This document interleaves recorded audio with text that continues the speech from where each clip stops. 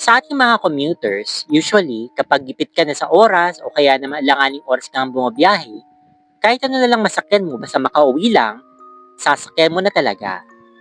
Pero alam nyo ba, na muntik na itong magdala ng kapahamakan sa isang tao sa Valenzuela? Alaman natin ang kwento niya sa video na to.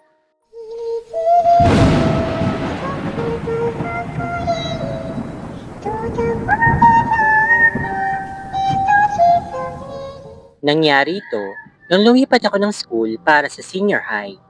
Hindi kasi available yung strand na kukunin ko sa aming lugar. By the way, taga Bicol ako at hindi ko nilang sasabihin kung saan particular na lugar dahil kilala ang school na iyon. Fast forward, ikakwento ko po muna kung paano nagsimula. Araw ng enrollment and thankfully, mabilis lang natapos kaya makakapaghanap ako ng boarding house dahil malayo ang school ko sa aking bahay at para makatipid na rin sa pamasahe. So ayun, naghahanap nga ako sa isang iskinita dahil may nakapagturo sa akin na marami daw doong mga boarding house. Tingin ako ng tingin, pero puro babae lang daw ang tinatanggap nila. Nung napagod ako, pumunta ako ng 7-Eleven upang makapagpahinga, tapos doon naman ako sa kabilang iskinita maghahanap. Medyo kakaunti lang ang dumadaan dito kumpara sa kabila.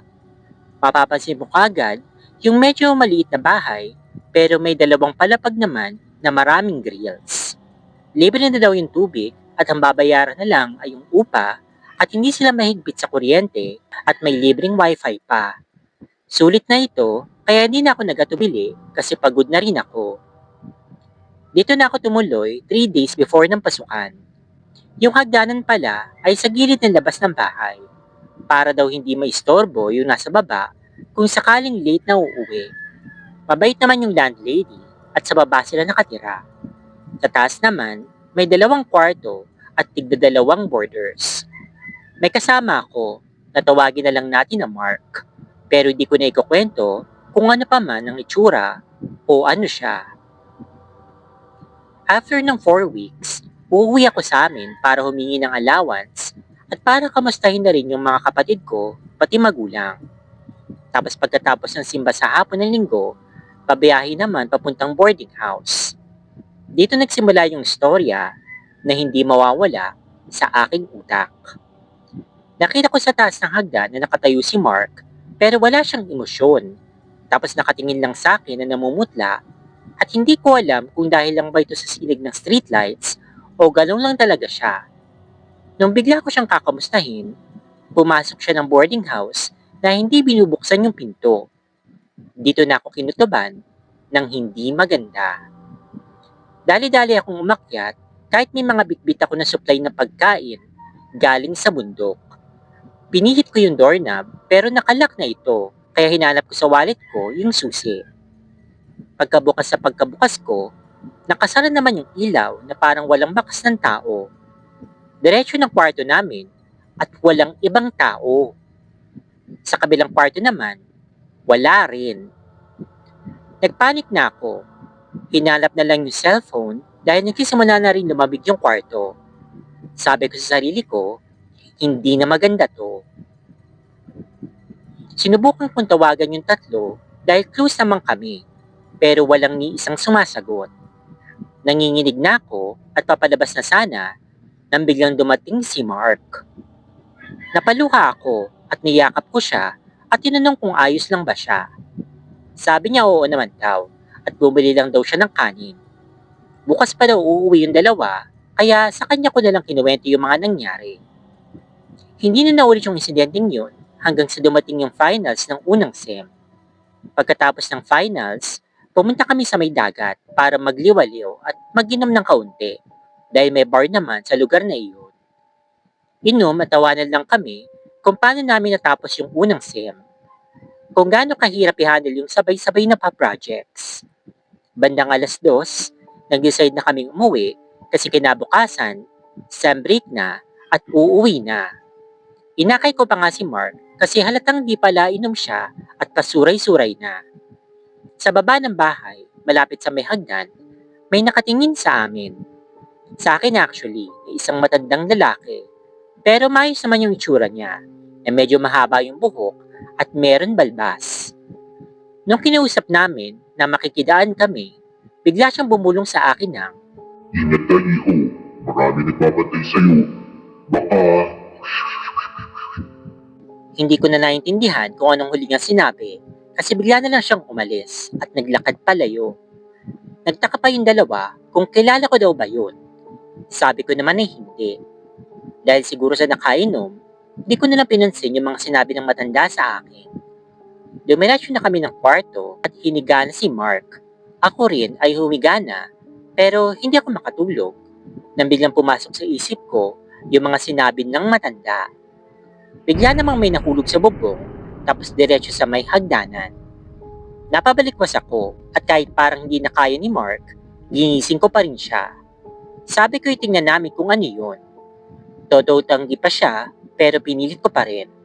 Binuksan ko yung pinto at pagkatingin namin, nakita mismo ng mga mata ko yung aking sarili na nasa baba ng hagdan, walang malay at naliligo sa sarili kong dugo. Tumakbo kami sa loob at nagsisigaw. Nagising na rin yung mga kaboard namin, pati yung landlady, at pinuntahan kami. Hindi kami mapakali ni Mark, kaya yung dalawa, pinilit kaming pakalmahin. Sabi ng landlady, kung pwede daw bang sama-sama muna kaming apat sa baba matulog, kasi baka may mangyari daw. Pumayag naman kami. Kinabukasan, parang lumalang lahat, kasi lahat ng kasama ko, wala namang kakaiba sa kanila, at handa na talagang magbakasyon. Pero ako, hindi ko makakalimutan yung aking mga nakita. Tago na lamang ninyo ko sa pangalang Rob. Gusto ko lang ibahagi ang aking unusual experience. Medyo mahaba ito, but please bear with me. Year 2021, nag-start ang lahat. Kamamatay lang ng eldest sister ko, gawa ng undiagnosed sa type 2 diabetes with chronic kidney disease, pati na rin complications, at na-COVID siya. Matagal na siyang may sakit, pero it was very sudden for us. Malakas pa siya na na-confine siya sa ospital for 2 weeks. Kasagsagan ng COVID noon, kaya very limited ang mga kaganapan at tao sa labas. Fast forward, September that year, nung namatay siya, at November 2021, I dreamt of something and I woke up crying. Sa dream ko, it was my mom and my grandmother, mama ni mama. Nasa tricycle sila at ang area ay katulad ng sa kabilang block lang.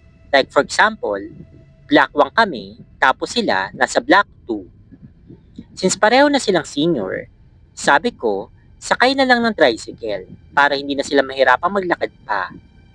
Pagdating daw sa bahay namin, sinisingil kami ng driver ng 2,000 pesos. Like what? Isang block lang tapos 2,000? So syempre nagalit ako, pati yung mom ko, kasi napakamahal naman para sa isang block lang na trip. So ang ending, hindi namin siya binayaran. Maya-maya, bumalik yung kuya driver na may daladalang itak at nakapasok siya sa bahay namin. I know I was there, pero hindi ko sila mahawakan at matulungan itong sila mama at lola. I saw the whole thing. Galit na pumasok yung tricycle driver sa bahay namin at sa bandang hagdan niya naabutan sila mama. What happened next, I saw na sinaksak niya sila lola ng itak at tumagos kay mama.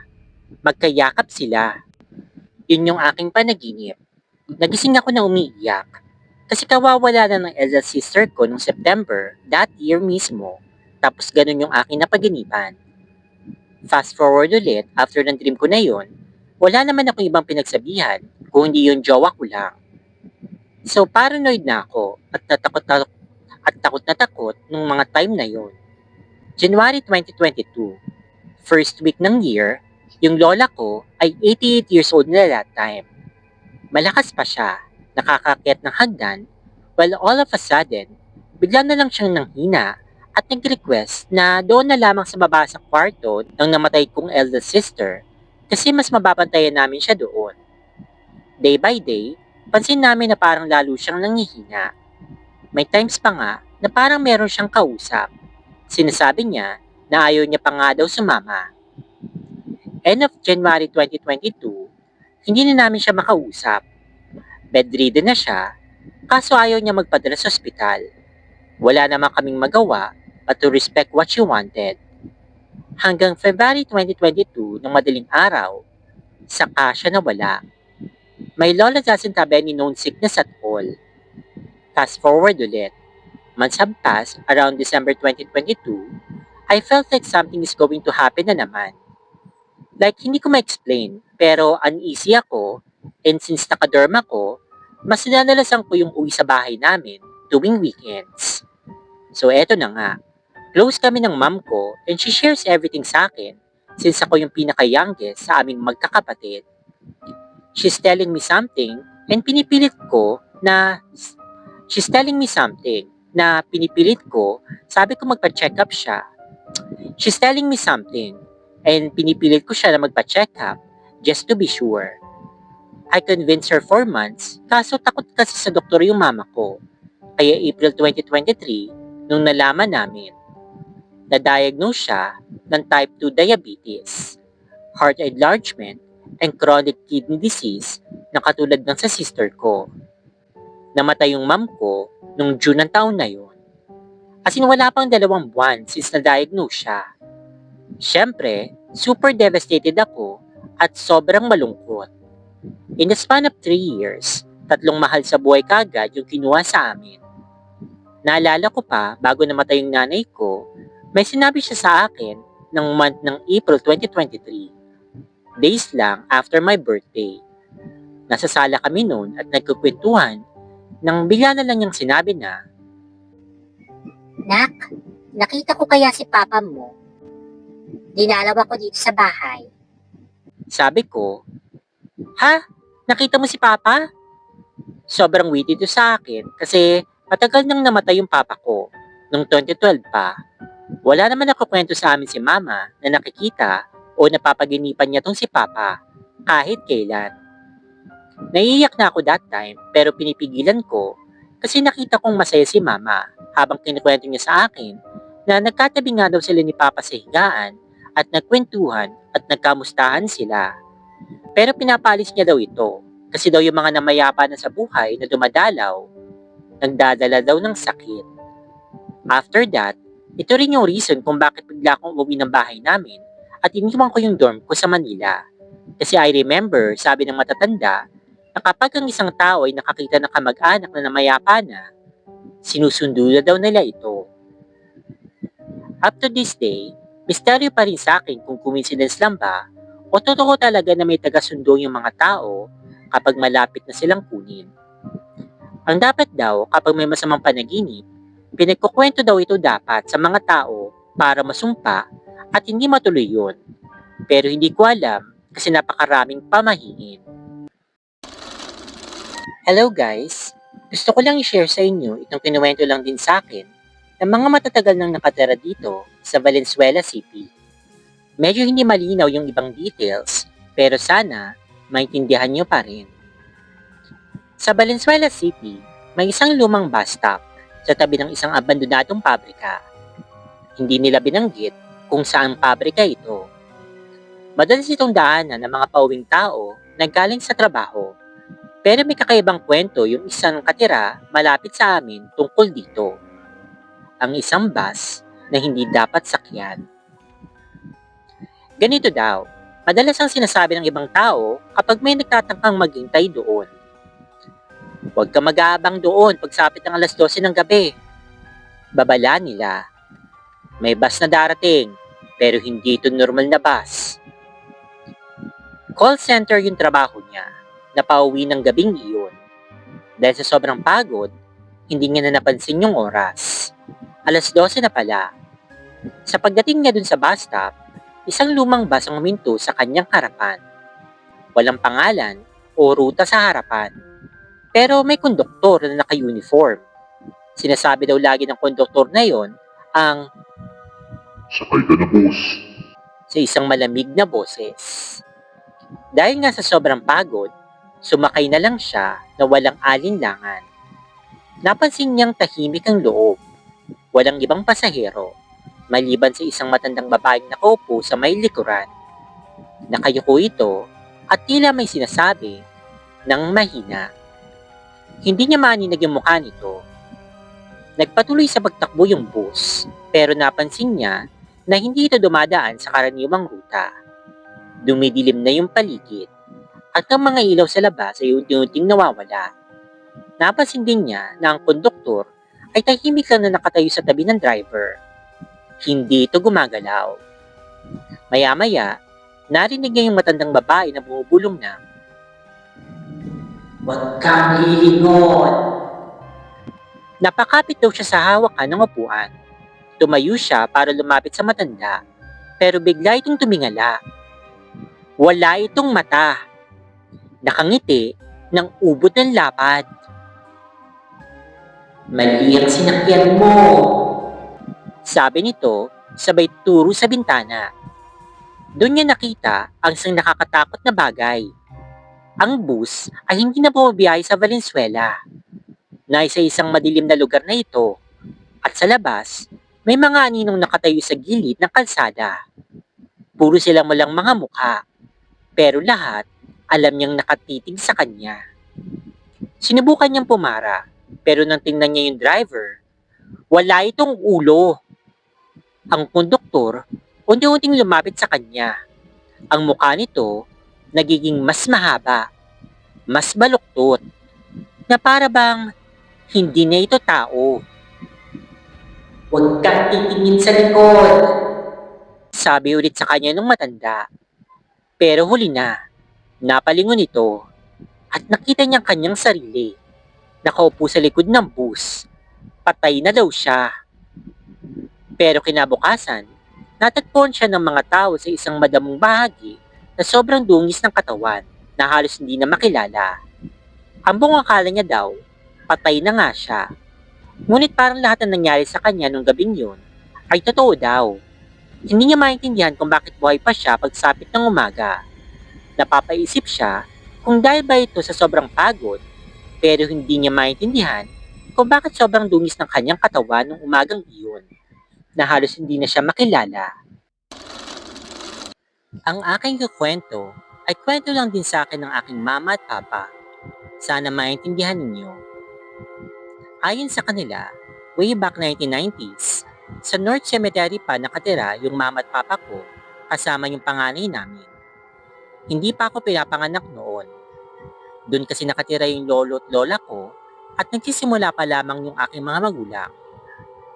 Yung mama ko, first time niyang makatira doon. Rich kid kasi siya, kaya tuto na tuto yung lola ko sa side ng mama doon sa papa ko. Now back to the story. One night, may biglang kumakalampag ng sobrang lakas sa kanilang bubungan. Halos lahat ng kapitbahay nila papa, nagising dahil doon. So chineka agad nila kung ano ba yun. Nakita nila na may isang sobrang laking lalaki na maitim na mabalahibo. Hindi pangkaraniwan yung tangkad niya at pulang-pulang kanyang mga mata na nanilisik. May pakpak pa ito. Kaya dali-daling kumuha yung lolo ko ng baril. That time, buhay pa yung lolo ko. Then pagkalabas niya, bigla na lang daw tumakas yung halimaw na yun. Lahat tuloy na nakatira doon, takot na takot. Then ito namang isa, si mama lang yung nakaranas, pero doon pa nito nangyari sa sementeryo. Nagpa-plancha si mama ng damit ni papa. Yung kusina kasi nila, nasa tabi lang ng sala. Kurtina lang ang harang. May siwang ito sa baba, at doon matatanaw mo yung kusina. Nakita ni mama ang isang sapatos na sobrang laki na naglalakad mag-isa. Yung baba lang daw yung nakita niya, kaya akala ni mama, baka sa kapatid lang ni papa na pulis yun. Pagkakit niya kay lola, agad niya itong tinanong. Pero sabi naman ni lola, nasa trabaho daw si tito nung mga oras na yun. Ayun lamang po, marami pa po akong ibang mga kwento mula sa kanila, pero sa susunod na lang. Okay guys, so yun na nga po yung mga stories na ating pong binasa para sa ating video. So unahin po natin i-discuss yung unang story regarding nga po dun sa hagdan. Now, never ko po na-encounter or na-experience na nag-dorm o yung nag-boarding house ganyan. Kasi thankfully, nung nag-aaral na nga ako nung college, medyo malapit. Although malayo pa rin kasi nga almost 2 hours yung biyahe. Pero mas minabuti kung tumira na lang doon sa bahay namin, doon mag-travel ng malayo kaysa sa mag-board. Since in time na yun, yung taghirap din kami, hindi rin namin afford kung totoo kasi baka mapalayas na ako, since hindi ako nakakapagbayad ng boarding house, ganyan.